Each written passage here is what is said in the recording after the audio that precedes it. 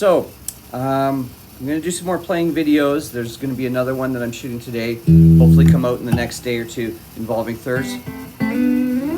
But in the meantime, I had the idea of doing story videos. And before you'd grown, the concept is there's lots of stories of things that I've learned from lessons that I tell over and over again. As a joke, sometimes I've called them Jeffisms. But because I repeat them so often, I figure it's best, let's just make a video, get it out there so that I don't have to keep telling the story.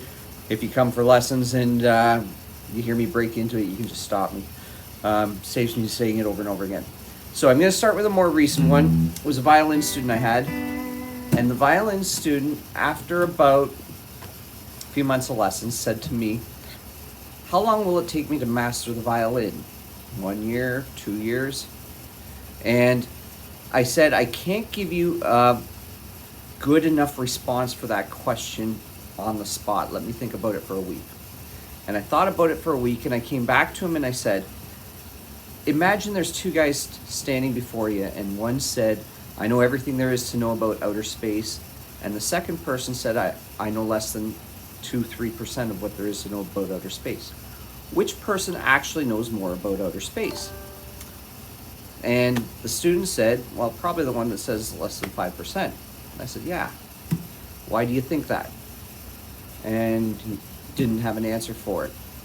And I thought about it, and I said, because the one that says he knows less than 5% of what there is to know realizes how much there is to know. The person that says they know everything, they've stopped learning. They don't realize how much there is that they don't know. And that's an important approach to music, to any instrument. I've been playing some instruments as long as 37 years. And some of them I play 4, 5, 6 hours a day. And I still haven't mastered them. To the point where I'm confident that if I hear an idea in my head, I can play it. If I go into a music store, and this has happened on occasion, someone plays a riff, I'll play it back to them without even seeing their hands, knowing what they're doing. I can just hear it and know exactly what they're doing. And that comes with a lot of experience.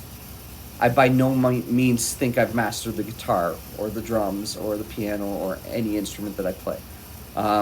And so I just wanted to share that story so that everybody realizes the minute you think you know everything about something is the minute you've stopped learning and stopped being open to the possibility that there are other things you don't know or don't understand.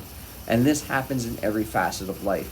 I recently saw a documentary on Thomas Sowell, and there was a little quote in it that says, "It takes considerable knowledge just to realize the extent of your own ignorance." And I thought that's the quote that really sums up that story, because if you think you know everything about something, you just haven't learned enough to realize what you don't know. So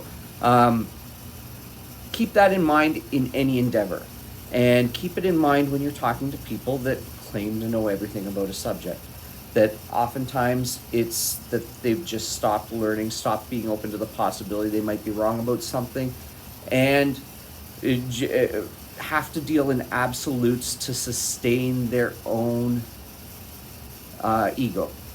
And because if they think there's someone that might know more than them, and there's always somebody that knows more than you. If you stop being open to that possibility, you've stopped learning. And when you stop learning, what's the point? Okay? So stay positive. Don't feel bad that you haven't mastered something. And like I say, always be open to the possibility that you can learn something from everybody out there.